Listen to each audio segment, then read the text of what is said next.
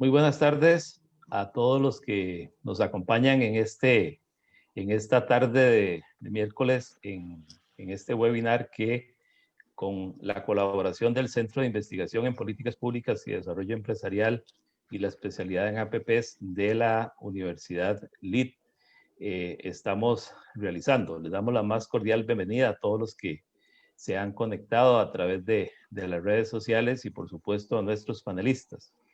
En esta tarde nos están acompañando don Juan Luis Bermúdez, presidente ejecutivo de Limas y ministro de Desarrollo Humano e Inclusión Social. Buenas tardes, don Juan Luis.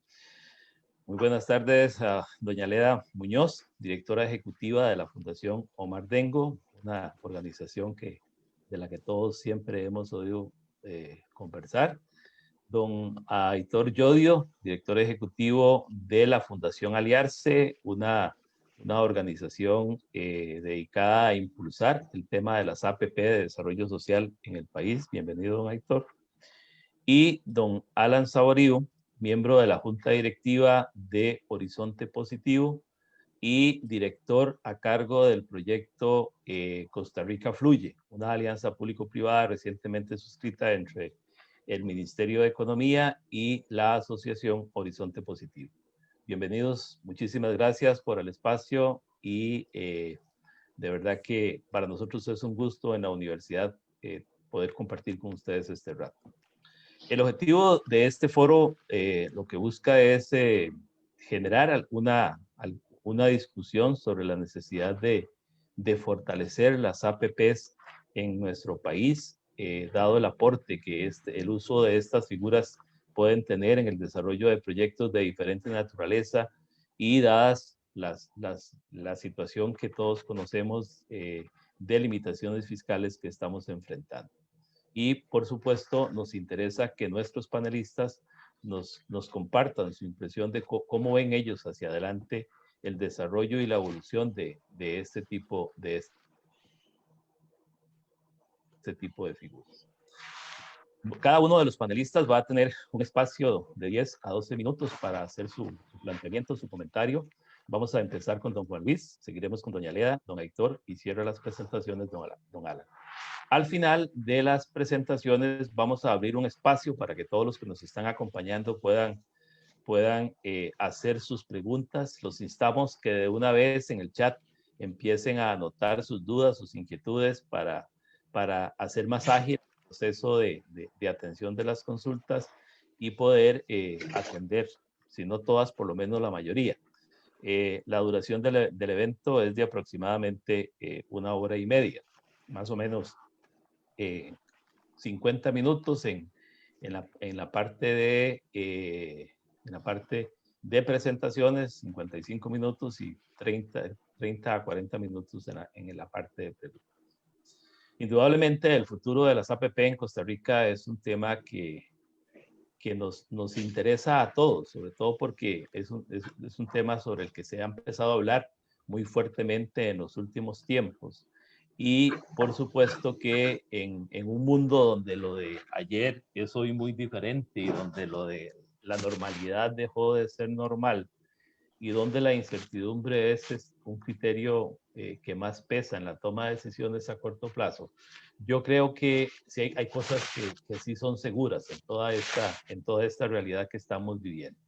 Y una cosa segura es que el Estado no va a poder llevar adelante todos los programas de inversión en infraestructura de diferente tipo que requiere el país, ni podrá abordar ciertos temas de índole social, tecnológica y hasta de gestión interna, sino es echando mano de la participación público-privada, la participación privada.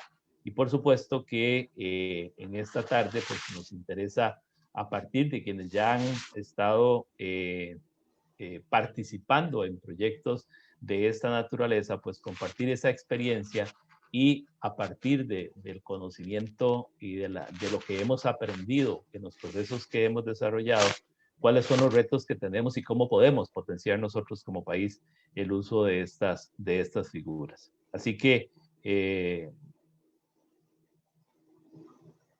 esperemos que sea una tarde muy productiva y de una vez, sin más preámbulo, le damos la palabra a don Juan Luis. Don Juan Luis, bienvenido. Muchísimas gracias, señor ministro. Adelante. Muchísimas gracias, don Guillermo, y la verdad es que es un gusto poderles acompañar en un evento tan importante, además acompañado, creo yo, de mis colegas panelistas a quienes respeto muchísimo por el trabajo que cada uno y cada una hace en sus distintas áreas. También quiero felicitar el que se abra un espacio como este en medio de una coyuntura como en la que nos encontramos, en la que hoy más que nunca debemos ser conscientes de cuáles son nuestros riesgos compartidos y cuál es la necesidad que tenemos del otro, de la otra, de la necesidad de construir un nosotros. Y la verdad es que el país está en un momento crítico donde una vez más creo que hay que ir a una pregunta atrás que pareciera que está dada en relación con la que nos convocó a este foro. La que nos convocó a este foro nos plantea cuál es el futuro de las APPs, pero creo que no debemos dar por sentado nada en estos tiempos y hay una pregunta muy importante que está detrás, que es, ¿hay un futuro sin las APPs? Yo soy de los que me atrevo a decir que independientemente de lo que vayan a decir cualquiera de los puristas conceptuales, una democracia republicana es en sí misma es la más grande alianza público-privada que se refleja al final en un pacto social. Y ojo, no es que quiera yo aquí sobrevalorar el concepto de las APPs o minimizar el del pacto social. Lo que quiero decir es que detrás de esto, detrás de la vivencia democrática, hay un reconocimiento de convivencia que parte de, por un lado, de identificar y ser muy transparentes en que los distintos actores sociales, pero incluso nosotros y nosotras como individuos, tenemos limitaciones, tenemos que cooperar para poder construir un futuro compartido. Y ahí quisiera remitirme, bueno, y al mismo tiempo, además de reconocer nuestras limitaciones, reconocer las fortalezas de los otros. Y eso es algo que tengo que decirles que no necesariamente pasa en otro tipo de regímenes en el ejercicio del poder. Por eso es tan importante, yo quisiera remitirme al artículo 50 de nuestra Constitución. El artículo 50 de nuestra Constitución, no me canso de decirlo, es el más sencillo y claro reflejo de cuál es nuestra visión compartida como país. Y me quiero referir donde dice: el Estado procurará para todos y todas sus habitantes el mayor nivel de bienestar. ¿A partir de qué? Y menciona tres elementos muy importantes. Menciona, por un lado, el estímulo a la producción, por otro lado, la redistribución de la riqueza, y por el otro lado, el garantizar un ambiente sano y balanceado. Esos tres elementos de nuestra concepción como nación nos llevan también a identificar que las alianzas público-privadas no son nuevas para el sector público costarricense. Y disculpen que tenga el sesgo de mi cargo, pero voy a irme específicamente al Instituto Mixto de Ayuda Social. El Instituto Mixto de Ayuda Social nace allá en el año 71, a partir de una ley que visionariamente establecía desde su origen que el IMAS tenía sí la obligación de solventar el problema de la pobreza extrema, pero a lo largo de todo el cuerpo normativo de su ley de creación, se establece que para cumplir ese objetivo, utilizará todos los recursos humanos y económicos que sean puestos a su servicio. ¿Por parte de quién? Por parte de los empresarios, los trabajadores del país, instituciones del sector público, fuesen esas nacionales o extranjeras, organizaciones privadas de toda naturaleza, instituciones religiosas y demás grupos interesados en participar de esa gran meta nacional de eliminar la pobreza extrema. Vean, y quiero plantearlo acá, lo visionario que fueron quienes con una altísima conciencia social decidieron crear una institución que por algo lleva el mixto en su nombre y tiene que ver con la corresponsabilidad social que todos los actores tienen para enfrentar los grandes retos como país, pero incluso van más allá. En el caso de nuestra institución, el acceder al apoyo y a todos los recursos del sector privado no es una opción, es una obligación. Más adelante, la misma ley nos plantea que debemos procurar en todo momento la participación de sectores privados, instituciones públicas, nacionales, extranjeras, y debemos promover la participación en la lucha contra la pobreza de esos sectores. Entonces, lo quiero decir porque a veces el debate que se nos abre en la opinión pública, por temas que podríamos ahorita tratar en detalle, tanto el tiempo me lo permita, nos hacen cuestionarnos o quieren llevarnos al cuestionamiento de si el sector público debería aliarse con el sector privado. Por favor, esa pregunta que está dada por el espíritu de nuestra misma constitución y legislación no debería entrarse a cuestionar. Ahora bien, sí nos corresponde como país que cada una de las alianzas públicas tenga el blindaje adecuado para poder garantizar su transparencia, y ahorita podemos hablar un poco de los retos que hacia futuro, contestando la pregunta, ¿cuál es el futuro de las APP en Costa Rica? Debemos garantizar. Pero ahí quisiera mencionar que esto es sumamente importante porque hay que reconocer que en nuestra historia ya está dada esa posibilidad, ya está dado ese mandato, y en lo social se cumplen muchos ámbitos. Los servicios sociales que brinda este país están altamente permeados por una asociación público-privada de distintos ámbitos. Vean solo el caso de la provisión de los servicios para, por ejemplo, para personas adultas mayores en situación de abandono. ¿Dónde son atendidas? En centros privados. ¿Dónde son atendidas las personas en situación de discapacidad que requieren cuidados de larga estancia? En centros privados, que en una alianza claramente definida en la normativa, con responsabilidades claras, permite que las capacidades de un país se complementen. Permite que un financiamiento que hay que recordar, y hago aquí un paréntesis quizás un poco amplio, hay que recordar que el sector público no solamente se alimenta de los impuestos generales, sino que también se alimenta de otro eslabón del Pacto Social Costarricense. En lo social, el financiamiento del FODESAF, Fondo de Desarrollo Social y Asignaciones Familiares, ¿cómo se realiza? Bueno, una parte impuestos generales, pero la otra mediante aportes patronales del sector privado a las planillas, un 5% que se carga ahí. Y esto es sumamente importante, porque todos esos servicios sociales y todos esos recursos nos permiten, en asociación con entidades, organizaciones de bienestar social, nos permiten entonces generar un servicio a la población, nos permiten generar valor público, nos permiten realmente entender que si no vamos a dejar a nadie atrás, eso es porque estamos trabajando juntos y juntas.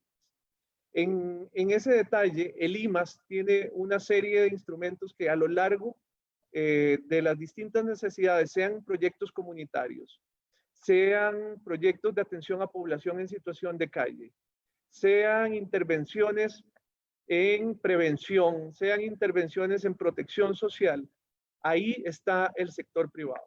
Nosotros como Estado costarricense, y me refiero en esa amplitud, no podemos negar el aporte que desde el financiamiento hasta la provisión de servicios realiza. Quizás yendo muy rápidamente, quisiera compartir con ustedes unas reflexiones primarias, porque sé que mis compañeros tendrán mucho que agregar al futuro de las APPs, pero las APPs sin duda siguen constituyendo hoy un medio apropiado para unir esfuerzos y disponer de recursos de distinta naturaleza, aprovechar sinergias y tener efectivamente un modelo de desarrollo donde ganemos y tengamos un modelo de ganar y ganar, ¿verdad? No de suma cero. La verdadera ruta implica negociación, y eso sí, para poder blindarnos de esos argumentos que todavía algunos quieren plantear, implica que debemos blindar las alianzas de conflictos de interés, toda vez que una alianza público-privada siempre generará beneficios para esas dos partes, en esa lógica de ganar-ganar. El origen y ahí debemos tener claro que el origen de los fondos, la naturaleza de los actores que intervienen en procuras de evitar dudas a la legitimidad, realmente requiere de constituir la transparencia y garantizar que la percepción ciudadana está realmente sujeta a mecanismos muy transparentes donde las alianzas público-privadas son sujetas de esa fiscalización ciudadana. Y ahí el acceso público a la información es determinante en el marco de principios de gobierno abierto, que no solo debe compartir, en este caso, el Estado costarricense, sino también nuestros socios y socias del sector privado. 2 minutos. Sé que el tiempo, ahí ya me han sonado la campana, lo dejaría ahí como nada más como una invitación a que pensemos que esta amplitud de lo público y de lo privado nos invita siempre a estar innovando, y en esas lógicas de asociación, más ahora que nunca, nos corresponde impulsar un marco de transparencia para garantizar que sigamos siendo exitosos en construir el país a partir del esfuerzo de todas y todos. Gracias. Muchas gracias a usted, don Juan Luis. Muchas gracias por respetar el tiempo. Ahora le vamos a dar la palabra a doña Leda Muñoz, quien es directora de la Fundación Omar Dengo. Adelante, doña Leda. Igual le sonamos la campana en algún momento. Por favor. Bueno, buenas tardes a todos y muchísimas gracias por esta invitación para hablar de un tema tan relevante en estos tiempos modernos.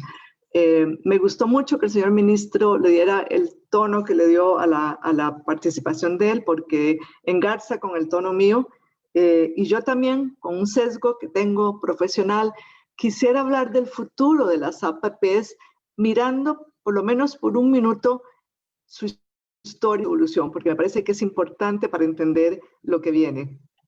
Y yo, como vengo del área de biología, necesito verlo desde la evolución del ser humano. Yo me voy bastante más atrás que don Juan Luis. Pero es que es recordar que esta especie, este Homo sapiens, viene al planeta como una especie débil, que no tenía garras, ni dientes, ni velocidad, ni fuerza, que lo que tenía para sobrevivir era la capacidad de colaborar, fundamentalmente. Esa ha sido la estrategia como especie y nos ha llevado, bueno, algunos dirían, tal vez criticarían el comentario, pero en términos de capacidad de ocupar los diferentes nichos de este planeta, hemos sido muy exitosos. Es la capacidad de colaborar, de manera que eso viene en nuestro ADN. Y los primeros seres humanos tuvieron que aliarse con otros para sobrevivir, porque no tenían las herramientas que tienen otros animales para salir adelante. Y así empiezan a formarse las sociedades y empiezan a hacerse más grandes porque son exitosas en esa colaboración, empiezan a especializarse, a repartirse las tareas, y en algún momento, y estoy simplificándolo, pero ese es el concepto fundamental, los ciudadanos de ese pequeño grupo le dicen a algunos, hey, te vamos a encargar de algunas tareas que necesitamos hacer colectivamente. Y ahí empieza la semilla de lo que eventualmente termina siendo un Estado. Ciudadanos diciéndole a algunos ciudadanos, hey, te delegamos estas tareas de bien colectivo, como la protección, como la infraestructura, etc. Bueno, entonces ahí llegamos a lo que es hoy esta especie organizada en sociedades muy grandes y muy complejas, con estados muy, muy grandes que han crecido y crecido y crecido a lo largo de la historia, pero enfrentándonos a un futuro que, como bien planteaba Guillermo, se subrayan varias características que sabemos que van a estar. Uno es la incertidumbre, y eso hace terriblemente difícil planificar y predecir. Otro es la complejidad de la sociedad, los sectores cada vez más diversificados, grupos con niveles de especialización cada vez más amplios, un conocimiento que seguirá generándose a niveles exponenciales como estamos viviéndolo ya hoy y que nunca antes en la historia de la humanidad hemos vivido, que además entran en un círculo vicioso con el desarrollo de la tecnología, que también está en un crecimiento exponencial, y conforme la tecnología se desarrolla, se facilita la generación de conocimiento y conforme se genera conocimiento, se facilita el desarrollo de la tecnología allí en una sinergia extraordinaria. De manera que lo que estamos viendo hacia el futuro son sociedades complejas, con niveles altos de especialización, de incertidumbre y con procesos de generación de conocimiento nuevo y de tecnologías nuevas a niveles inéditos. Los problemas de la humanidad del futuro, pero sin irnos al futuro, los problemas de la humanidad hoy son muy complejos. Hablemos de cambio climático, hablemos de perfil demográfico, hablemos de COVID-19. Son problemas que demandan la colaboración de todos los grupos de la sociedad. Y cada vez eso es más cierto. Y cuando miramos cómo están abordando su desarrollo y su crecimiento, los países más desarrollados apuestan cada vez más a esas alianzas, a ese enriquecer los grupos de trabajo con diferentes disciplinas, con diferentes sectores, en marcos de colaboración, de confianza, de respeto. El crecimiento, por ejemplo, de las ONGs, la Fundación Omar Dengo, California, dentro de ese grupo, que es uno de los diferentes grupos en que se organiza la sociedad, ha venido creciendo y cada vez va complementando más las tareas de las agencias gubernamentales. Y lo hacen por varias razones. Una es porque logran niveles de especialización importantes, otra es porque hay niveles de motivación y de compromiso muy altos, otra es porque son sin fines de lucro y eso da una lógica especial al trabajo que se hace ahí, pero son eficientes, son eficaces. Hay estudios, uno reciente de la Standards Social Innovation Review, por ejemplo, que revisó montones. Son en general organizaciones eficientes, eficaces y van generando cada vez más estrategias de transparencia y de rendición de cuentas, que creo que es el tema que tenemos que fortalecer más. El caso de la Fundación Omar Dengo es un caso especial. Surge hace 33 años porque el Estado quiere introducir las tecnologías en los centros educativos. Y el ministro de Educación dice, esto es un tema nuevo, esto es un tema que no conocemos. Las computadoras hace 33 años eran algo parecido a platillos voladores. Necesitamos gente especializada en este tema, pero que además tenga la agilidad de implementar un proyecto que va a estar cambiando y renovándose constantemente como lo está haciendo las tecnologías. Entonces, la fundación surge a solicitud del Estado y como una necesidad del Estado. En los 10 primeros años, la fundación puso los recursos financieros, los buscó, desarrolló el programa, lo implementó, pero cuando ya empezó a alcanzar cierta escala en cantidad de centros educativos que estábamos cubriendo y ya era evidente que las tecnologías en la educación venían para quedarse y que había que darle sostenibilidad al esfuerzo, entonces empieza a trasladarse fondos públicos a esta relación, a esta APP de la Fundación Omar Dengo con el Ministerio de Educación Pública. Por ejemplo, en el 2019, el 77% de los fondos públicos que recibimos fueron como inversión directa a los centros educativos. Pero es una estructura de presupuesto que pocas veces se ve desde la institucionalidad pública, resaltando, subrayando ese tema de eficiencia y de eficacia. ¿Es este modelo de la Fundación Omar Dengo una APP perfecta y maravillosa? No, cada cambio de autoridad es un capítulo nuevo de nuestra historia. Las nuevas personas que asumen las responsabilidades de la política pública no siempre entienden lo que son las APPs, no siempre entienden lo que se está haciendo y es una historia que vuelve a comenzar.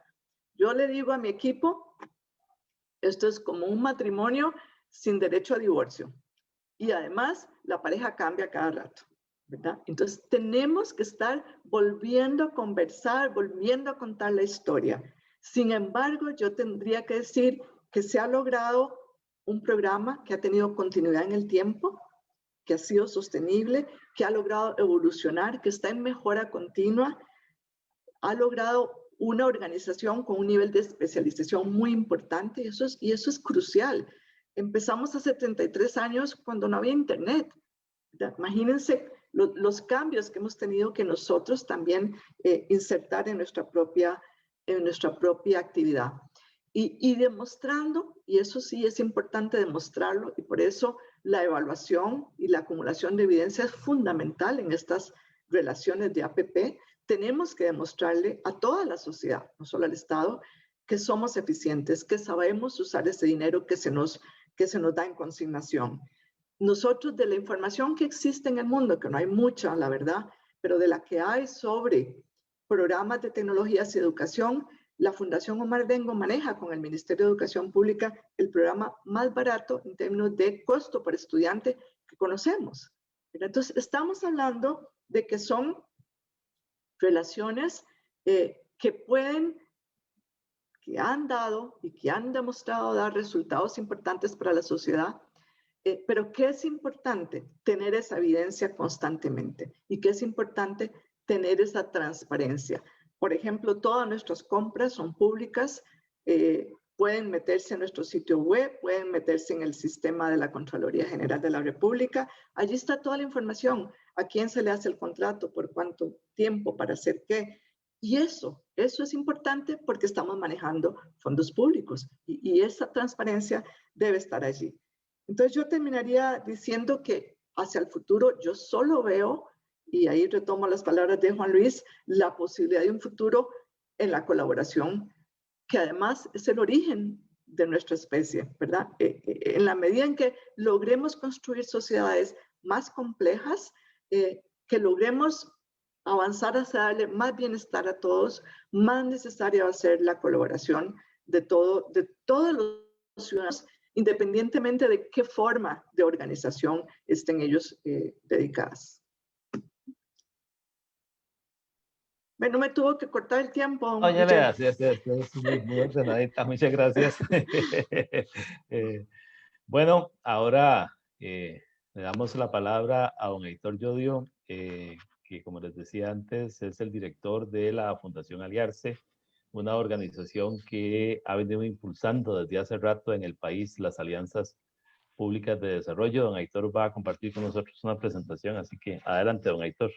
Muy buenas tardes, muchísimas gracias, un placer estar con todos ustedes, muchas gracias a la ULIT y un saludo especial a los colegas de la mesa. Leda, creo que la audiencia va a estar sorprendida que la mitad de los expositores de esta mesa sean biólogos, pero yo estoy convencido que las ciencias naturales tienen mucho que aportar a la cultura colaborativa y estoy convencido que los grandes logros de la humanidad han sido a través de procesos asociativos y que hace algunas décadas perdimos esa capacidad y nos volvimos más individualistas y hoy enfrentamos algunos desafíos importantes que de esa forma va a ser muy difícil enfrentar o superar. No hay duda que en el contexto actual del mundo y del país la necesidad de colaboración para superar los grandes desafíos sociales en la pobreza, educación, empleo, cambio climático y los mismos desafíos empresariales nunca ha sido mayor y la necesidad de colaborar definitivamente aumenta según si enfrentamos desafíos que cada vez son más complejos e interconectados, ¿no? El futuro de las alianzas público-privadas en Costa Rica yo creo que es muy positivo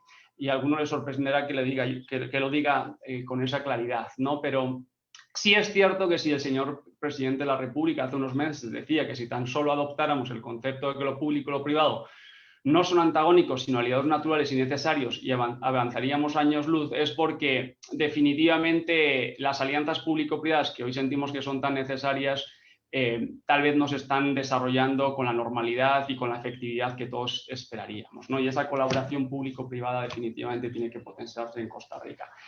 Pero cuando hablamos de alianzas hablamos de cosas muy diferentes, desde esfuerzos de colaboración muy cortoplacistas, puntuales, incluso filantrópicos, que se establecen a través de convenios de colaboración, a contratos de 25 o 50 años para el diseño, financiamiento, construcción, operación y mantenimiento, que es lo que llamamos APPs, y que en la mayoría de los casos los costarricenses, cuando hablamos de alianzas público-privadas, piensan en las APPs, ¿no? En las concesiones, en todas estas figuras jurídicas que están en la margen derecha y que hoy son digamos, instrumentales porque en una situación fiscal compleja como la que tenemos, pues obviamente pueden contribuir de forma significativa a la inversión en la infraestructura y a generar y a prestar servicios públicos de forma costo eficiente, ¿no?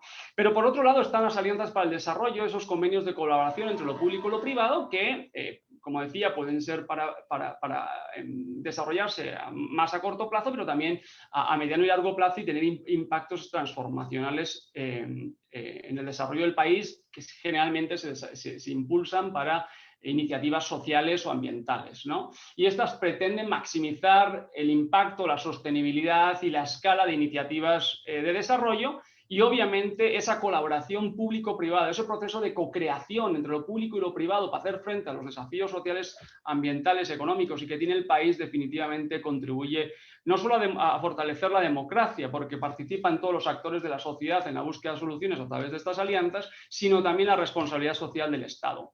Y estos dos mundos, las alianzas que se establecen por medios de convenios de colaboración y los contratos que históricamente han sido muy separados, han estado separados, lo cierto es que cada vez se encuentra más cerca, ¿no? Porque para desarrollar alianzas público-privadas para el desarrollo que digamos tenga un impacto estructural requerimos cada vez más financiamiento. Y el nuevo financiamiento para el desarrollo, que va a venir principalmente del sector privado, exige cada vez más resultados y financiamiento basado en resultados a través de esquemas de bonos de impacto social e instrumentos que estamos impulsando en Costa Rica y que creo que es absolutamente necesario si realmente queremos maximizar los impactos de estas alianzas público-privadas para el desarrollo, las que están en la margen izquierda.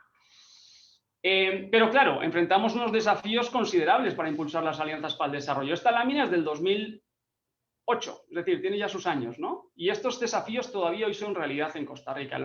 Hay un insuficiente interés político por promover activamente las alianzas para el desarrollo, las diferencias culturales entre los sectores son significativas, la falta de confianza, los esquemas mentales de la colaboración, lo que mencionaba Leda antes, ¿no? Lo que es natural para el ser humano parece que se está desnaturalizando. Tenemos que encontrar formas y promover formas de colaborar entre sectores y verlo como algo muy normal y necesario. Hay un desconocimiento legal que a mí me sorprende, es decir, por supuesto que hay un porcentaje de la población que no cree en esto, lo sataniza por temas ideológicos, pero es que hay un porcentaje muy amplio de la población, incluso en el sector público y en direcciones jurídicas, que desconoce el marco jurídico relacionado con la colaboración público-privada y las alianzas público-privadas. Y creo que hay un esfuerzo importante que hacer ahí, obviamente al día se lo está tratando de hacer, pero es un camino largo por recorrer, ¿no? Luego hay un temor muy grande a la ley de enriquecimiento ilícito, al control interno que impide, que bloquea, que muchas veces se puedan potenciar estas alianzas público-privadas y creo que esto hay que revisarlo porque si no va a ser difícil acelerar el desarrollo de las alianzas a la velocidad que necesitamos, ¿no? Y también encontramos grados de apropiación, compromiso diverso respecto a las alianzas en las mismas instituciones. Lógicamente los políticos tienden a creer más en esto y los mandos medios pues no necesariamente, ¿no? Para que las alianzas público-privadas para el desarrollo sean exitosas, definitivamente tienen que aplicarse con las mejores prácticas y utilizando el ciclo de vida del diseño y gestión de alianzas. Yo no voy a entrar en esto, pero quiero que sepan que esto existe a nivel mundial. Aliarse tiene guías públicas sobre las diferentes herramientas que se deben utilizar para el diseño y gestión de las alianzas público-privadas. Incluso tenemos un software para esto, ¿no? Entonces, nunca olvidar que tenemos que aprender de los errores que hemos cometido y que para eso pues, existe mucha publicación y mejores prácticas muy sistematizadas en el país y en otros países del mundo. Y yo creo que tanto el sector público como el privado tiene una responsabilidad para impulsar las alianzas público-privadas para el desarrollo, ¿no? Por un lado, el Estado y el sector público, los políticos, deben promover una visión compartida del proyecto país y no solo en situaciones de crisis como la actual, sino espacios sostenidos en el tiempo, por ejemplo, a través del Consejo Económico Social, por ejemplo, a través de ese instrumento, que permita que podamos construir una visión conjunta, multisectorial del desarrollo del país y uno aspiraría algún día que incluso el Plan Nacional de Desarrollo fuera impulsado y desarrollado de forma multisectorial, ¿no? Lógicamente, el Estado tiene la responsabilidad de desarrollar políticas públicas y marcos jurídicos que fomenten las alianzas público-privadas. En este país tenemos muchas iniciativas en ese sentido. Algunas pueden ser mejoradas para potenciar los instrumentos que tenemos. En otros casos hay que desarrollar nuevas figuras porque están apareciendo nuevos instrumentos de cooperación público-privada, sobre todo instrumentos de pago por resultados, y para tratar de facilitarle la ejecución y el desarrollo de estas iniciativas, me parece que el desarrollo de nuevos marcos jurídicos puede ser importante. También el establecimiento de procedimientos para el normal funcionamiento de las alianzas público-privadas, de tal manera que esos convenios de colaboración se puedan establecer a corto plazo y que el sector público y el privado sepan muy bien cuáles son los procedimientos para establecer estas alianzas, y que no ocurra como ocurre en muchas instituciones públicas, que hoy tardamos 2, 3, 4 años para firmar un convenio de colaboración. Y lógicamente creo que el Estado también tiene que apostar por promover y financiar proyectos de desarrollo en la que haya participación público-privada, ¿no? Por parte del sector privado, me parece que tienen que hacer una participación también activa en los procesos de diálogo social, y no digo esto ahorita por el contexto en el que estamos, sino que esto debía ser la norma en el país, ¿no? Promover con otros actores las alianzas público-privadas, facilitar las mejores prácticas y el intercambio de experiencias entre los diferentes organizaciones del sector privado, sobre todo aquellos que están liderando estas iniciativas desde hace muchos años, porque esto no es nuevo en el país, llevamos muchas décadas impulsando este tipo de alianzas en el país, y lógicamente invertir recursos en alianzas público-privadas con otros actores. Respecto al tema de las APPs, que son los contratos para el desarrollo de infraestructura pública, que muchas veces la vinculamos al tema de transporte en Costa Rica, pero que deberíamos pensar también en infraestructura social, para educación, para salud, seguridad ciudadana, etcétera. En este contexto de restricción fiscal me parece que es absolutamente necesario, y cada vez escuchamos más la necesidad de promover las APPs para ello, ¿no? Porque obviamente contribuye a la mejora presupuestaria del Estado, a la eficiencia en la inversión del recurso público, a mejorar incluso la calidad ofrecida al usuario, que al final lo que buscan estas APPs es mejorar la calidad de vida de todos los costarricenses. Y ahí, lógicamente, los recursos financieros y la innovación del sector privado puede ser clave para buscar soluciones a los complejos desafíos que tiene el país, no solo en el ámbito social y ambiental, sino también en la prestación de servicios públicos y de infraestructura, ¿no? Cuando don Guillermo y Alan y Rocío estaban en Deloitte, nosotros desarrollamos con ellos una propuesta de política pública de alianzas público-privadas, que lamentablemente ni la administración pasada ni esta la han aprobado, ¿no? Y ahí planteamos que para el tema de las APPs de infraestructura y de servicios teníamos un desafío cultural, una débil aceptación de la figura de las APPs, profundizada de alguna manera por la predominante cultura estatista histórica del Papá Estado costarricense, que obviamente fue muy exitoso por muchos años y que hoy obviamente hay que modernizarla y hacerla mucho más eficiente.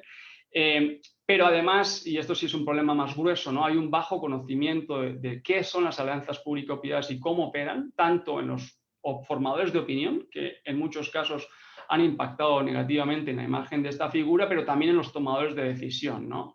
Y yo creo que lo más preocupante, ¿no? Limitadas capacidades de los gestores de las entidades públicas responsables de las alianzas público-privadas. Es decir, tenemos que desarrollar capacidades no solo en el sector transporte, pero también en el de las aguas, aguas residuales, en sistemas, en la inversión en infraestructura de educación y de salud, en la Caja, el AIA, el MEP, entre otros, ¿no? Y en ese sentido, planteábamos en la propuesta de política pública 3 líneas de acción para fomentar las alianzas público-privadas. Por un lado, promover un cambio en la percepción de la ciudadanía, y para eso hay que sensibilizarla, educarla y plantearle cómo las APPs contribuyen a mejorar la inversión del recurso público y un poco explicarles qué es el value for money, ¿no? En la lógica de las APPs. Integrar el marco institucional y legal para el desarrollo de las APPs. Hay muchas figuras jurídicas, hay muchas instituciones vinculadas, hay cierta desorganización y creo que hay una necesidad de articular eso. Y hacíamos una propuesta que creo que no gustó mucho, pero que era la necesidad de establecer una organización líder que facilitara todo el proceso y tuviera una visión helicóptero de los procesos de diseño, gestión, digamos, de los proyectos de APP. Y obviamente algo que siempre ha sido un reto en Costa Rica es la planificación y el desarrollo de una cartera de proyectos de infraestructura y servicios públicos, ¿no? Hoy tenemos la fortuna de tener un gran ministro de Transporte que ha impulsado 3 proyectos específicos, pero esos 3 proyectos están en la mesa. Estoy hablando de proyectos de APP de infraestructura porque el ministro es un señor que cree en esto y pues, ha sido muy valiente y lo ha impulsado con muchas ganas, pero esto no es una política pública, ¿no? El señor ministro puede desaparecer en año y medio y lamentablemente no tenemos certeza de que esto pueda continuar en el futuro. Y el país debería tener una visión muy clara del rol de las APPs y digamos un pipeline de proyectos y procesos claramente establecidos, ¿no? Y por otro lado, ya para acabar, hay que presentar un discurso coherente para facilitar la participación de todos los grupos de interés, incluyendo aquellos que pueden boicotear las iniciativas público-privadas, y sensibilizar a la población y contribuir y desarrollar proyectos público-privados que beneficien al final a los ciudadanos, ¿no? Y creo que en muchos proyectos tal vez los ciudadanos no sienten que realmente esto ha tenido un impacto tan positivo para ellos. Sea la alianza que sean de corto plazo filantrópicas o joint ventures de largo plazo, las alianzas tienen que regirse sobre principios básicos. Quiero remarcar esto porque hemos visto cómo en contratos de larga duración entre el Estado y el sector privado, a los pocos meses, años, hemos visto que ha habido, digamos, problemas importantes que se han hecho públicos, y los contratos tal vez no son como los que tiene la FOD con el MEP, ¿no?, de toda la vida, pero sí son de 25 años, es decir, son matrimonios duraderos, ¿no? Y entonces yo creo que para que esto sea efectivo en el tiempo tenemos que asegurar que, digamos, hay una transparencia en la gestión de estas alianzas, y la rendición de cuentas es importante, como decía el señor ministro, el compromiso de las partes para hacer frente a los desafíos que se enfrentan en el marco incluso de la gestión de la alianza, el respeto a las diferencias y el beneficio mutuo es vital para sostener las alianzas, el principio de equidad y la flexibilidad, ¿no? Son procesos de larga data, y los cambios obviamente en el contexto son grandes, y vamos a enfrentar problemas que no estaban planteados muchas veces cuando se desarrolló el contrato, ¿no? Entonces, o el convenio de colaboración. Y para acabar, bueno, pues yo creo que las APP son instrumentales para la sostenibilidad del desarrollo de Costa Rica, pero que definitivamente el futuro de las APP depende del liderazgo y la visión de los políticos y de los líderes empresariales en el país, que espero que en este contexto entiendan la necesidad de trabajar juntos para hacer frente a los grandes y complejos desafíos que enfrentamos como sociedad. Muchas gracias, don Aitor. Vamos bien. Ahora sí, don Alan, tiene usted la palabra. Don Alan es miembro de la Junta Directiva de la Asociación Horizonte Positivo y está a cargo de la coordinación general del proyecto de la Alianza Público-Privada denominada Costa Rica Fluye, entre el gobierno y la asociación. Así que adelante, don Alan. Buenas tardes, y en primer término, muchísimas gracias por la posibilidad de participar en el conversatorio de hoy. Yo creo que cuando hablamos de alianzas público-privadas, hay dos conceptos que para mí son fundamentales. Y es básicamente, hay una coadyuvancia con el Estado, a veces originada en buscar un negocio absolutamente legítimo, y esto está básicamente relacionado con lo que tiene que ver con construcción de obra pública y servicios, y por otro lado, una motivación estrictamente dirigida hacia la responsabilidad social. Pero a la par de este concepto de coadyuvancia, me parece que hay algo que es básico, y es de los primeros conceptos que comienza uno a manejar cuando estudia derecho, y son relaciones sinalagmáticas. No hay derechos sin obligaciones. Y yo siento que en el sector privado nosotros tenemos el derecho y la obligación de coadyuvar, independientemente de cuáles sean las motivaciones económicas o no, con el sector público. Y en el sector público existe el derecho y existe la obligación de ayudar a crear las condiciones para que estas alianzas puedan materializarse al final en bien de los ciudadanos. Nosotros en Horizonte Positivo tuvimos una experiencia muy valiosa, y don Juan Luis ha sido parte importante de este esfuerzo con la implementación del índice de pobreza multidimensional, que nos llevó después a la formulación del índice de pobreza multidimensional empresarial.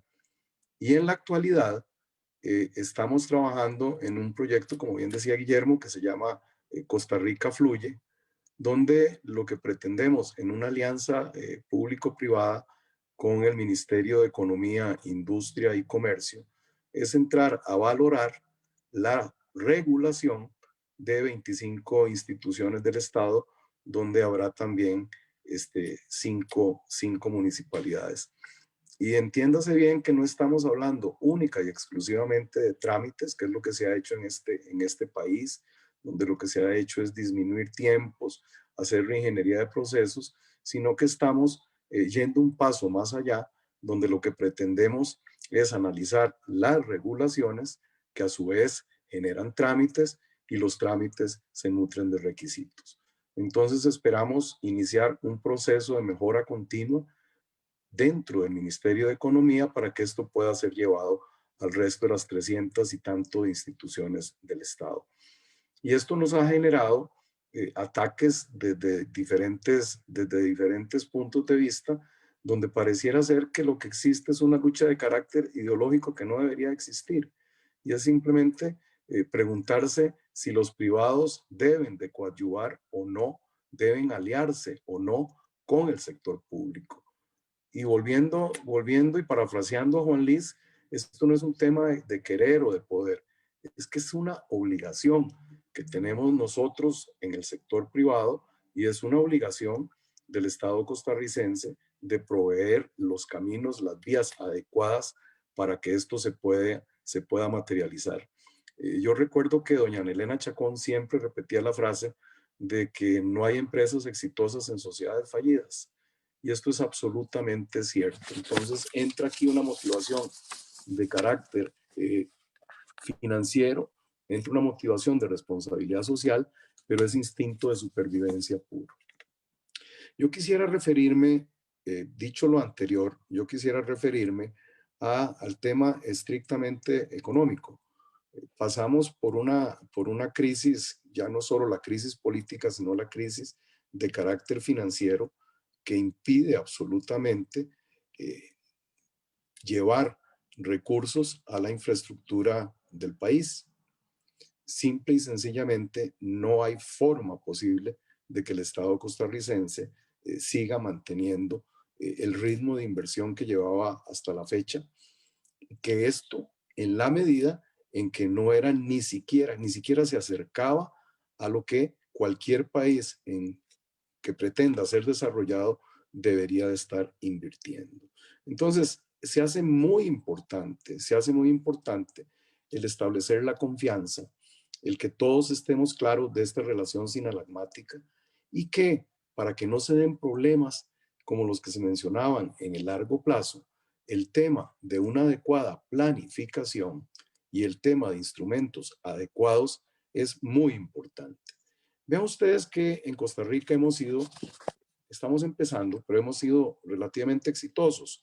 Yo tenía por aquí una lista y estamos hablando de 300 millones en el aeropuerto Santa María, 30 millones en Liberia, 350 millones en San José Caldera, 1.000 millones en APM Terminals, 100 millones en Caldera. No tengo la cifra exacta del tema de la revisión vehicular, pero las alianzas público-privadas están funcionando de manera adecuada, independientemente de que obviamente es perfectible todo este tema que está en marcha.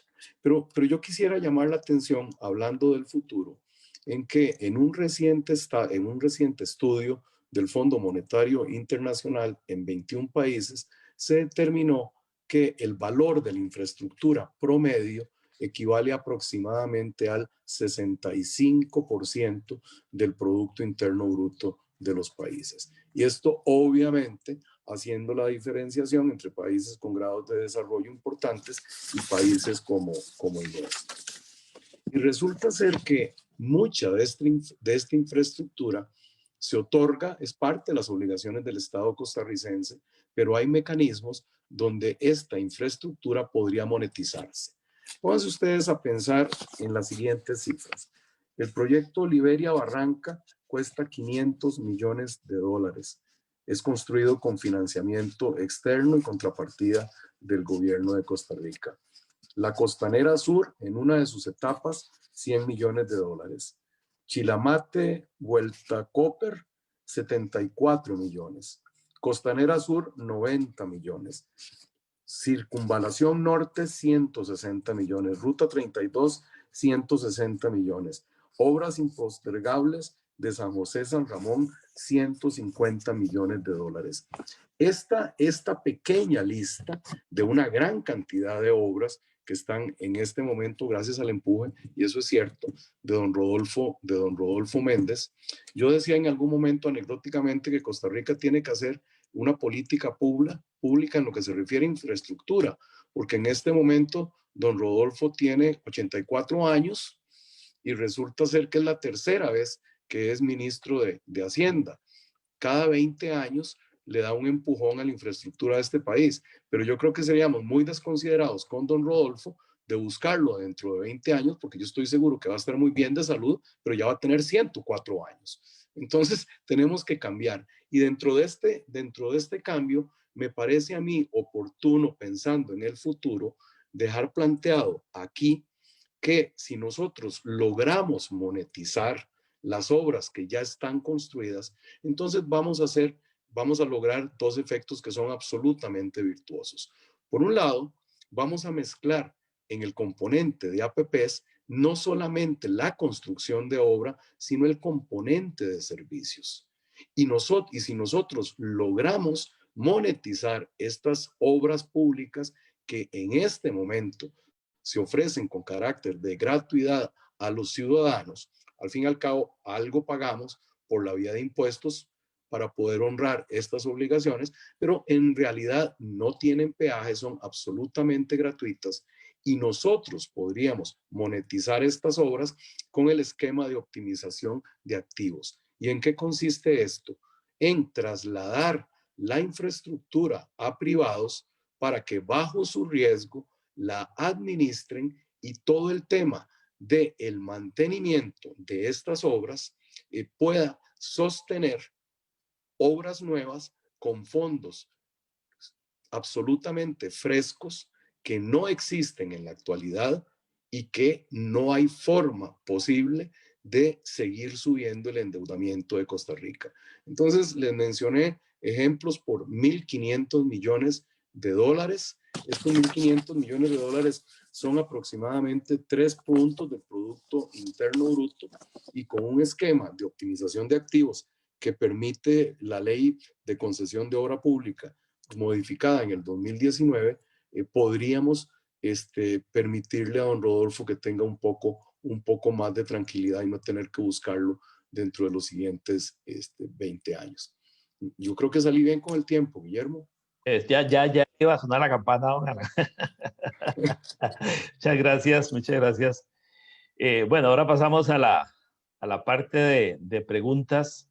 Vamos a empezar con don Juan Luis, que sabemos que tiene otro compromiso inmediatamente después de este evento. Y don Juan Luis, aquí hay una pregunta que nos hacen en el sentido de si usted conoce cuáles son las acciones que se están realizando dentro del gobierno para impulsar las APPs y por dónde se podría comenzar. Yo creo que tenemos bastantes ejemplos, pero podría ser que haya alguna información adicional que usted nos pueda compartir en relación con esto. Muchas gracias, Guillermo, y a los compañeros y compañeras. Efectivamente, ya hay algunas de estas que se han mencionado y yo quisiera plantear el otro escenario. Me refiero no a un escenario disímil de lo público, sino más bien del lado de lo social. Es sabido que nosotros en este momento tenemos grandes retos por delante. Uno de ellos, por ejemplo, es la inclusión económica de nuestras mujeres.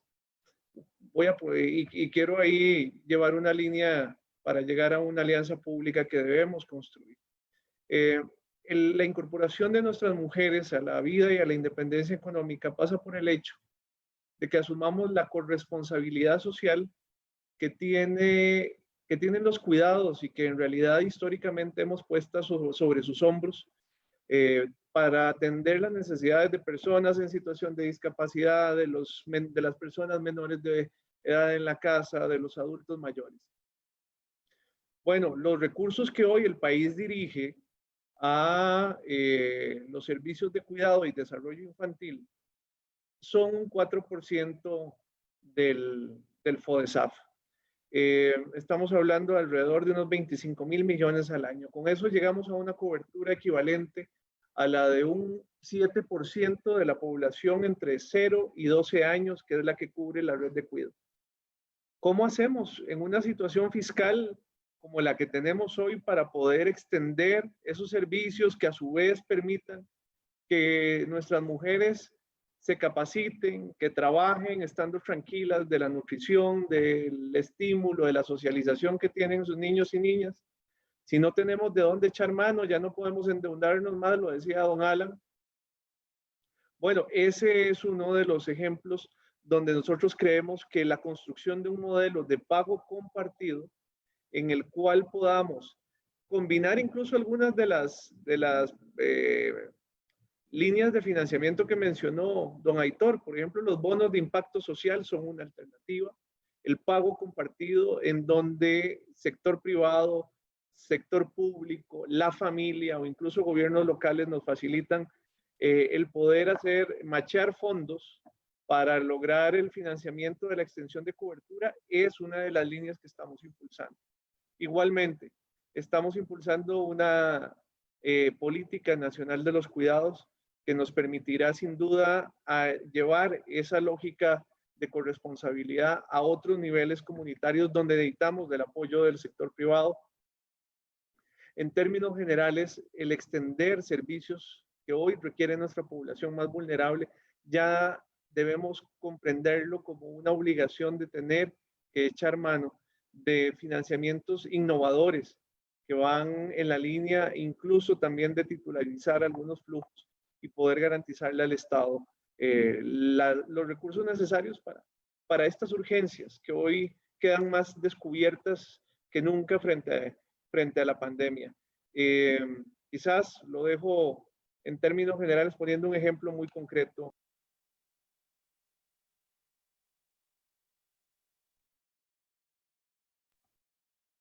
Perdón, yo tenía el micrófono apagado. Se apagó, no, o sea, okay. Ahora cuando iba a poner el ejemplo se apagó.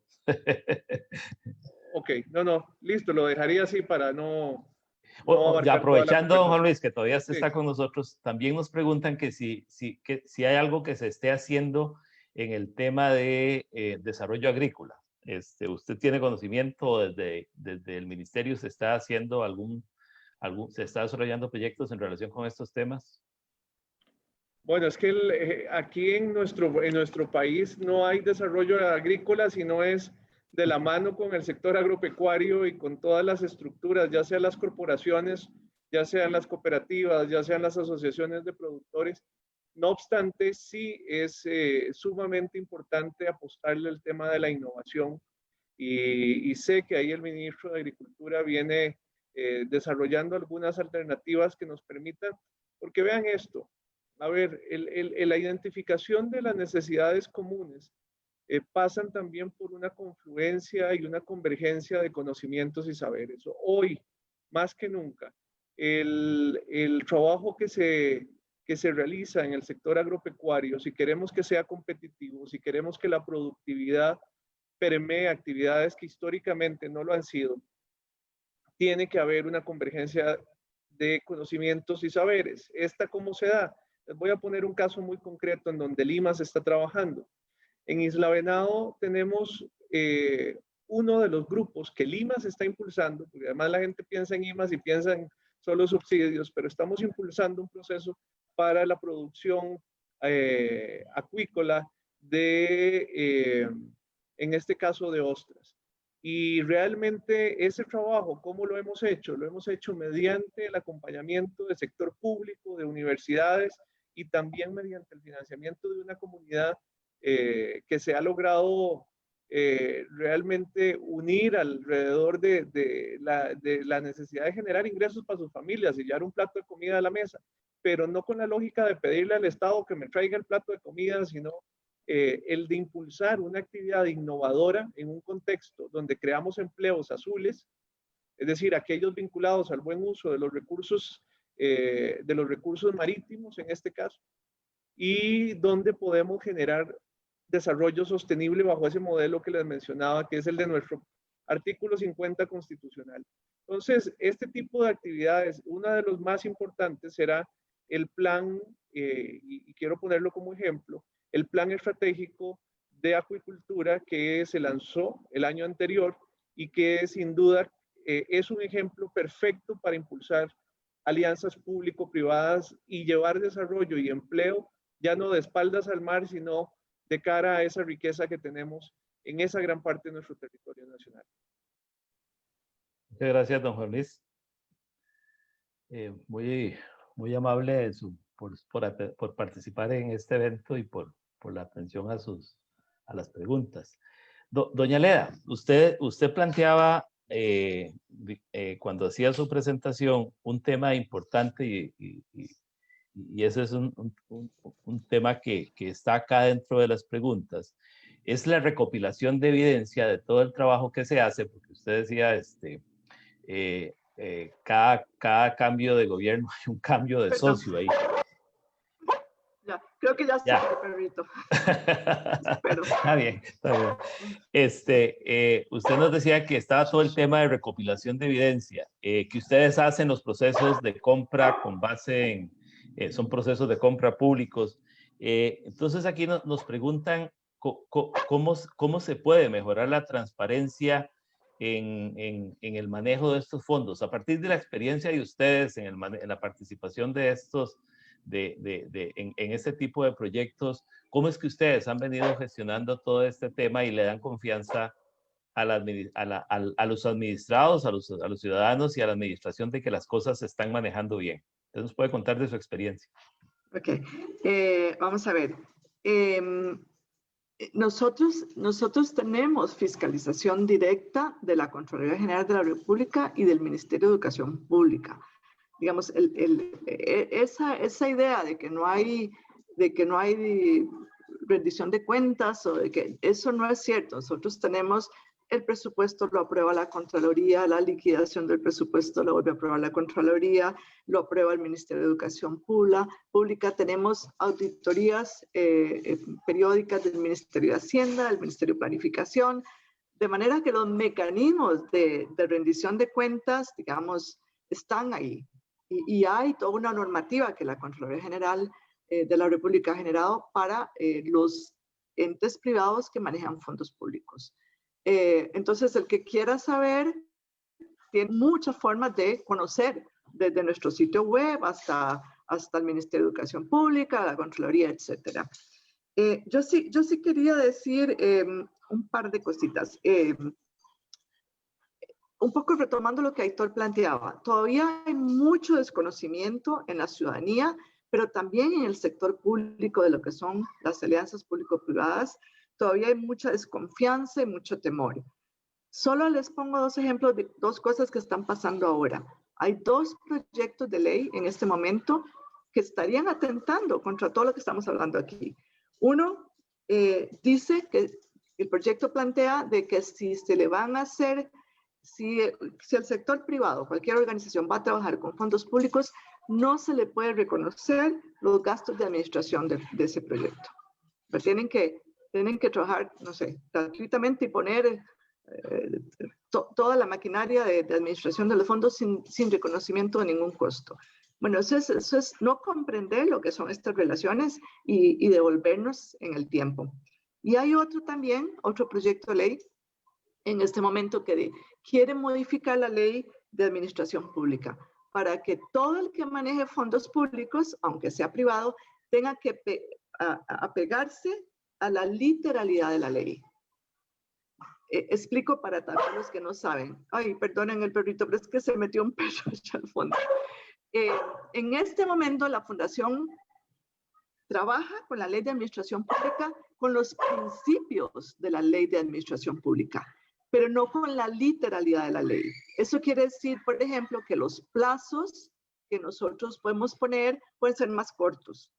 Todos los principios están ahí, de publicidad, de competitividad, todos los principios de la ley de administración pública los tenemos que cumplir.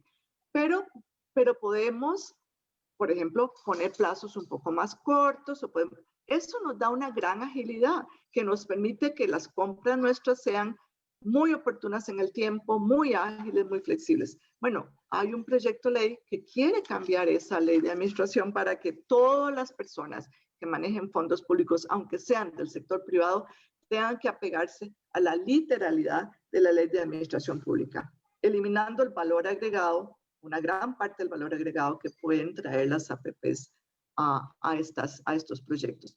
Entonces, yo sí quisiera resaltar que más normativa, porque yo creo que hay bastante, lo que necesitamos es tener un acuerdo nacional de que todos los ciudadanos sean desde el sector productivo, desde el sector ONG, del sector académico, del sector. Estamos en un proyecto país, ¿verdad? Que las alianzas tienen que ser a partir de la confianza.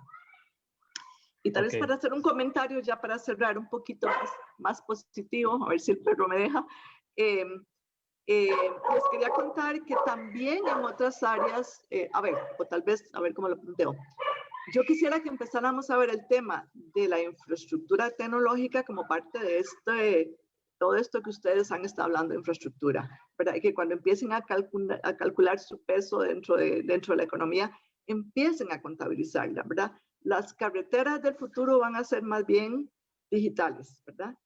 Y en ese sentido estamos en un proyecto muy bonito, que es el de la red educativa del Bicentenario, y don Juan Luis estuvo en una buena parte ayudándonos en ese proyecto, que le va a dar conectividad de banda ancha y de calidad a los centros educativos. Bueno, eso es infraestructura, y lo estamos haciendo desde la Fundación Omar Den, con esta alianza con el MEP, y es un contrato a 15 años, ¿verdad? Entonces vean como ya empezamos desde temas como lo digital, también a aportar en estos modelos que estamos conversando. Muchas gracias, don Juan Luis. Hay un par de preguntas ahí, aprovechando que usted está aquí todavía, pues entonces, es que no deja uno de sentirse muy satisfecho y cómodo de compartir con las y los colegas que estamos acá y con los que nos están planteando preguntas. Yo quería primero salir de una muy puntual para hacer un mensaje sobre el tema de la satanización, que está ahí en una de las preguntas. La inicial es de cómo se financia Limas. Vea que interesante, Limas se financia con un 0.5% que los patronos del sector privado e instituciones autónomas nos brindan en cada una de las planillas que mes a mes pagan a través del empleo formal. Se suma a eso transferencias del gobierno central, algunas directamente del FODESAF, que también vienen vía planillas, digamos, o el FODESAF nos traslada a partir de ese financiamiento que tiene, y también nos permiten tener donaciones del sector privado, algunas de ellas establecidas por ley, que son, por ejemplo, cuando se dejan bienes en aduanas, ya después del remate, que no son reclamados, pasan a la institución y nos permite financiar además organizaciones como asociaciones de desarrollo, juntas de educación, juntas administrativas y otras entidades de bien social. Así que vean qué interesante la forma en cómo se configura el financiamiento de una institución como la nuestra, a partir siempre de ese pacto social entre el sector privado y el sector público. Y ahí es donde viene la otra pregunta: ¿por qué se satanizan las alianzas público-privadas? Bueno, yo creo que una gran parte tiene que ver con desconocimiento. Desconocimiento de nuestro pasado como nación, desconocimiento del otro o la otra, es decir, de no haber tenido espacios de confluencia para construir en esa lógica que nos planteaba Leda del comportamiento biológico. Hay dos comportamientos básicos: la afección, que nos lleva a cooperar, y la defección, que nos lleva al conflicto. Y sin duda, para poder conjuntar esfuerzos, se necesita construir confianza. Y hay algunas experiencias que nos marcaba, incluso creo que lo mencionó Aitor, el temor a la corrupción. Realmente nuestro país ha vivido episodios de corrupción, y hay que reconocerlo.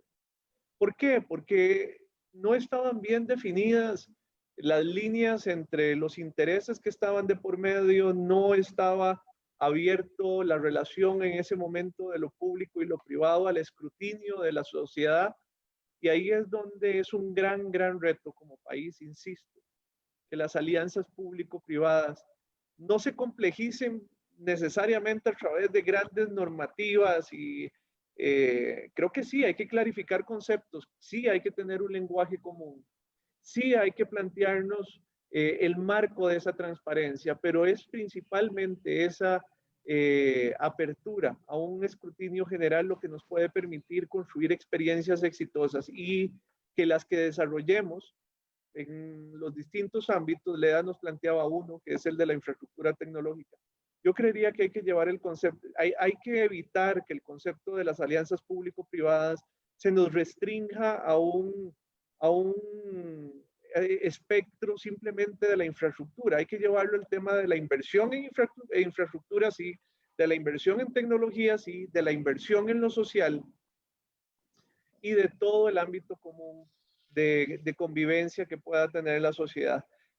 Lo otro que lleva a satanizar es que hay que entender, y creo que hay que leer muy bien los tiempos actuales. La polarización hoy es un instrumento de manejo social. Y lo decía muy bien Aitor, el presidente de la República lo ha planteado. Entender como dos extremos no conciliables, lo público y lo privado, es un grave error. Estamos todas y todos en el mismo barco. Del esfuerzo de todas y de todos depende que podamos realmente sacar adelante nuestro país en una coyuntura como esta y en la siguiente fase, que es la fase de recuperación y de nuestra economía, de la recuperación de lo social. Entonces, hay que tener claro que también hay que estar atentos a esos riesgos de quienes ven en una dicotomía de lo público y lo privado una opción para polarizar a nuestro país y capitalizar para otro tipo de intereses que están muy lejos de ser los democráticos, que están muy lejos de ser los del crecimiento compartido. Muchísimas gracias. Gracias a usted, don Juan Luis. Don Alan, usted tocaba el tema del reciclaje de activos. En una reforma que se hizo el año pasado a la ley de concesiones, y aquí nos preguntan cómo se podrá crear un fondo para apoyar los análisis en esa línea y toda la parte de prefactibilidad que puede conllevar el reciclaje de activos para empezar a implementar esta figura. Bueno, de hecho la ley crea un fondo para reciclaje de activos y el término que es más bien optimización, que es el que emplea la ley.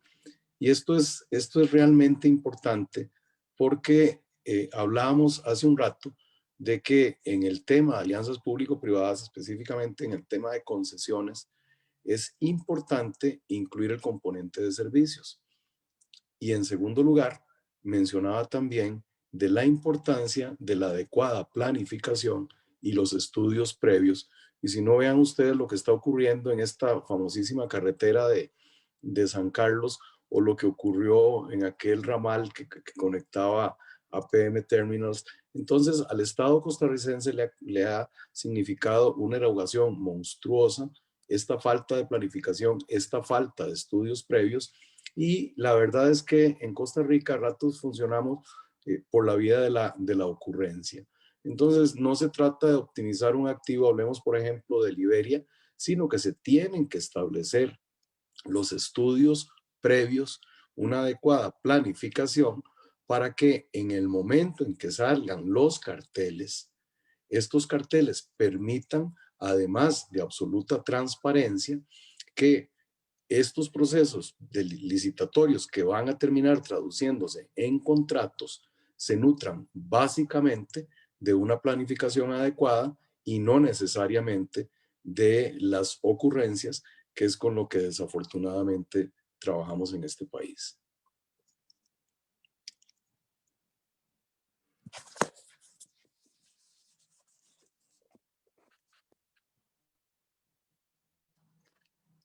Guillermo, no te escuchamos.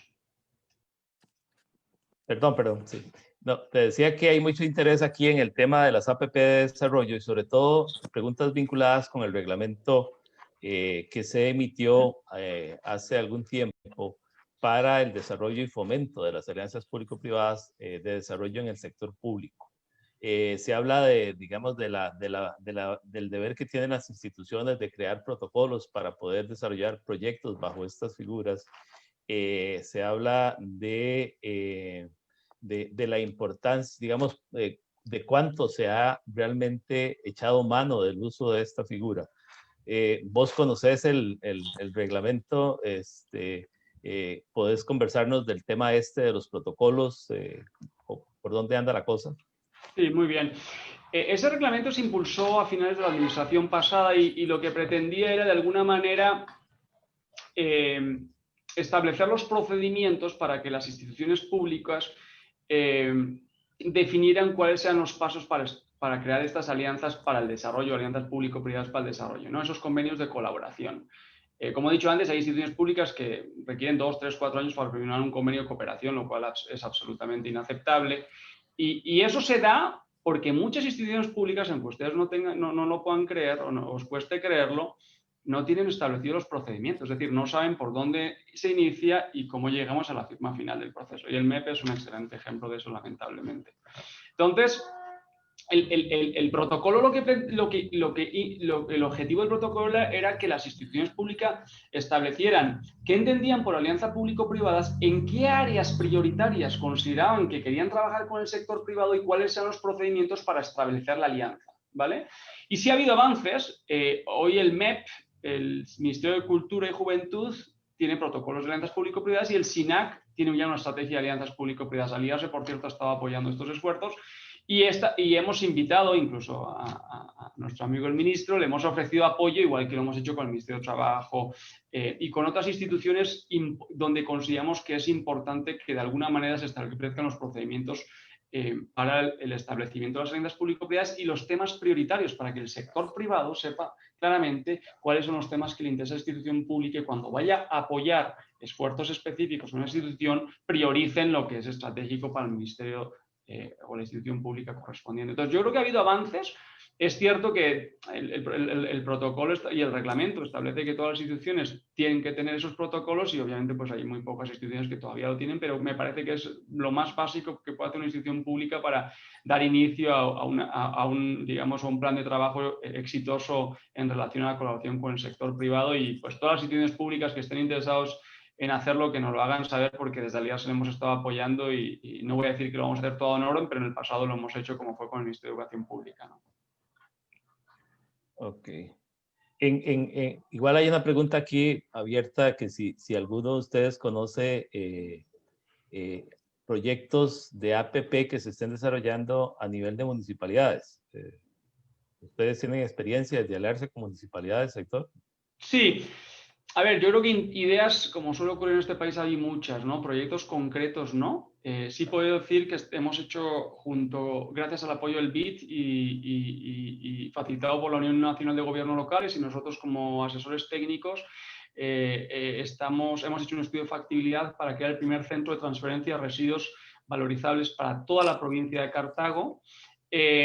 Y bueno, y obviamente es una inversión de unos 20 millones de dólares que contribuiría a valorizar el 50% de los residuos de la provincia, es decir, solo el 50% iría al relleno sanitario, con obviamente todos los impactos positivos en términos de emisiones, es decir, la contribución al plan de descarbonización del país, y eso sería a través de una APP.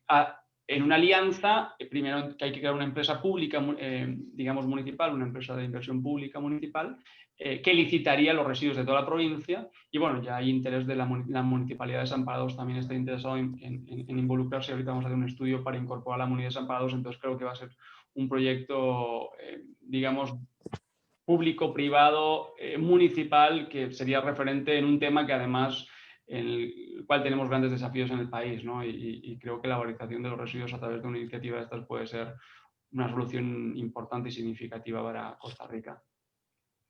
Gracias. Don Alan, aquí nos preguntan, usted mencionó un proyecto que ha estado promoviendo Horizonte Positivo en el tema de la erradicación de la pobreza. Nos preguntan cómo es que funciona este proyecto y una metodología de buenas prácticas que promueve el proyecto. En Costa Rica por muchísimos años, al igual que en la mayoría de los países de Latinoamérica y el mundo, la pobreza se medía básicamente por ingresos. Horizonte Positivo y esto, hablando de buenas prácticas, en alianza con la Universidad de Oxford, inició desde el gobierno tras anterior una alianza público-privada con el Instituto Mixto de Ayuda Social, el Ministerio de Trabajo y Seguridad Social también, y se logró implementar, y Costa Rica fue el primer país que lo hizo, el índice de pobreza multidimensional, donde la pobreza ya no se mide estrictamente y únicamente por ingresos, sino por varios factores que hacen, primero que todo, mucho más realista la medición y que permiten sobre todo planificar y dirigir focalizadamente la acción de los organismos del Estado. Aparte de eso, nosotros prestamos un servicio a las empresas que es el índice de pobreza multidimensional empresarial, donde se logra determinar, partiendo de esta metodología, cuáles son los colaboradores de las empresas que están en pobreza y ofrecemos el apoyo de una cantidad importante de aliados estratégicos que ayudan a solucionar el problema de estas familias. Entonces, de pasar de medir la pobreza únicamente por ingresos, ahora tomamos en cuenta el estado de la vivienda, el acceso al internet, la situación de salud, ancianos sin cobertura de pensiones, el tema de educación, el tema de exclusión. Entonces, esto cambió radicalmente la forma de enfrentar la pobreza en este país. Y quisiera terminar también diciendo que el tema de analizar las regulaciones existentes en Costa Rica no es un asunto que atañe única y exclusivamente a las empresas. Porque cuando estamos hablando de empresas grandes ya tienen verdaderos departamentos, han creado verdaderos departamentos para enfrentarse a esta vorágine de regulaciones, de trámites que existen en el país. Nosotros lo que pretendemos es impactar la vida del ciudadano medio y también de las pequeñas empresas donde el pequeño emprendedor es absolutamente el que hace todo en una empresa y no tiene la capacidad para enfrentar regulaciones que en muchos casos ya no tienen razón de ser. Entonces nosotros creemos que el componente de reactivación es un componente vital para combatir la pobreza en este país, además del tema del índice de pobreza multidimensional.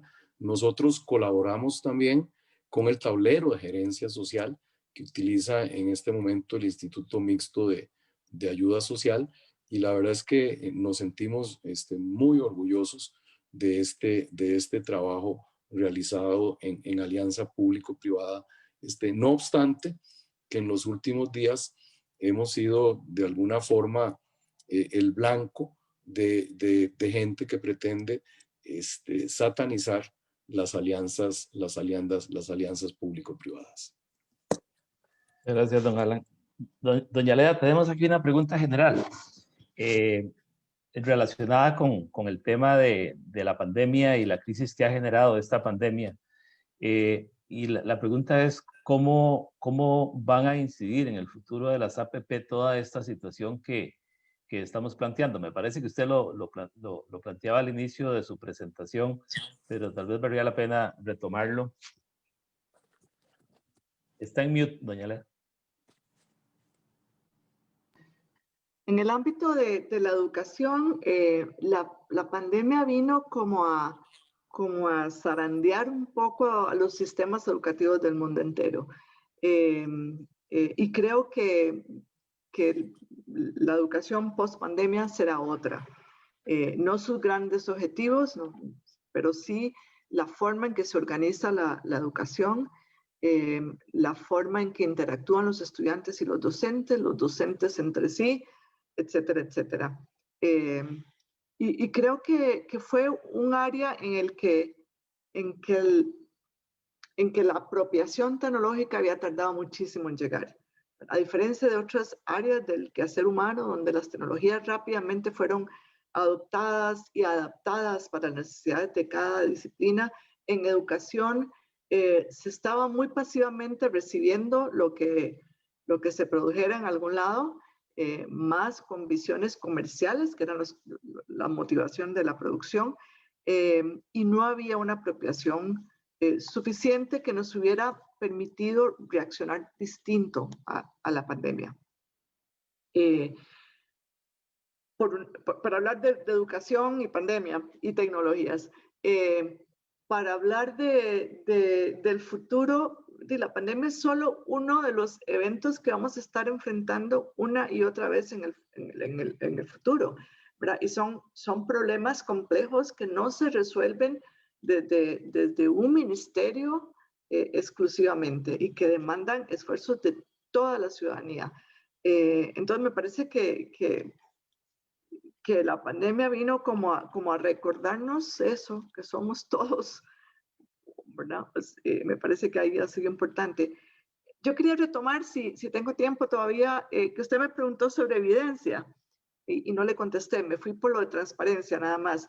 Yo creo que es una obligación, y ustedes ya lo han planteado los colegas antes, en que no solo hay oportunidades de colaborar, sino que hay responsabilidades que se asumen cuando uno entra en alianzas APP. Y una de ellas es demostrar que lo que se está haciendo tiene un valor para la sociedad. Y creo que es una obligación nuestra demostrar nuestros resultados, generar la evidencia, una evidencia rigurosa, objetiva, invitar a organizaciones especialistas de otras partes del mundo a que vengan a hacer evaluación de nuestros resultados. Eso lo hemos hecho en la Fundación Omar Dengo. Hemos tenido evaluaciones no solo de nuestros procesos, sino de si finalmente los estudiantes están aprendiendo, si hay un desarrollo de capacidades en la línea en la que estamos nosotros tratando de trabajar.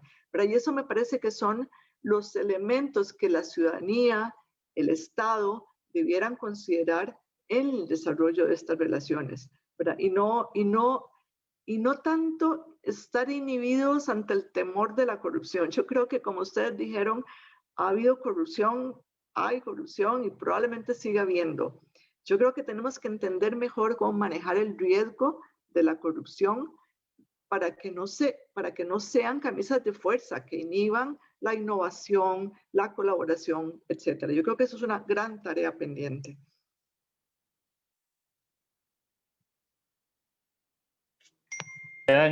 Muchas gracias. Nos quedan aquí algunas preguntas.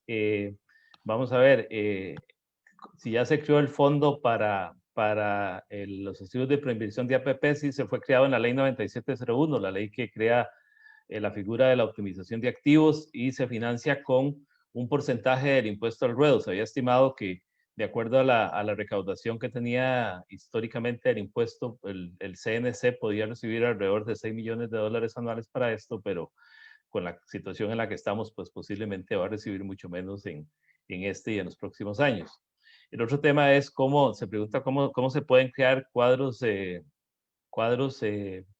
técnicos con capacidad, tanto en el sector público como privado, para llevar adelante este tipo de iniciativas.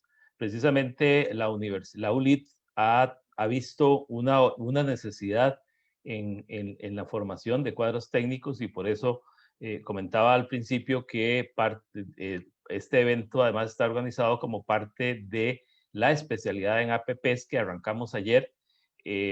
Hay 18 profesionales de diferentes instancias públicas y privadas que aceptaron el reto de formarse con profesionales nacionales que conocen cómo se maneja el día a día en estos temas, que tienen experiencia y que no han querido dejársela, sino que la quieren compartir con profesionales que también quieran formarse, porque al final de cuentas necesitamos tanto que en el sector privado como en el sector público todos podamos conocer, comprender y manejar adecuadamente las herramientas que implican las APP. Entonces, pues nosotros tomamos esa iniciativa y ayer arrancamos. Tenemos mucha esperanza en que este sea un proyecto exitoso y que genere un gran impacto a nivel de país. Tenemos que terminar. Muchísimas gracias a todos por su participación. alguna información que alguno estaba pidiendo se puede buscar en las páginas web de las instituciones que están representadas acá en nuestros panelistas. Y de verdad que muchísimas gracias por su interés por sus preguntas y por supuesto a ustedes panelistas que nos han acompañado en esta tarde. Don Juan Luis se tuvo que retirar, igual le damos las gracias, desde aquí se las hacemos llegar. Y pues muy buenas tardes y les invitamos a seguir pendientes de las diferentes actividades que ULIT organiza en relación con temas de interés nacional. Muy amables y nos estamos viendo. Hasta luego. Muchísimas gracias, Guillermo. Bueno. Feliz tarde a todos. Muchas gracias.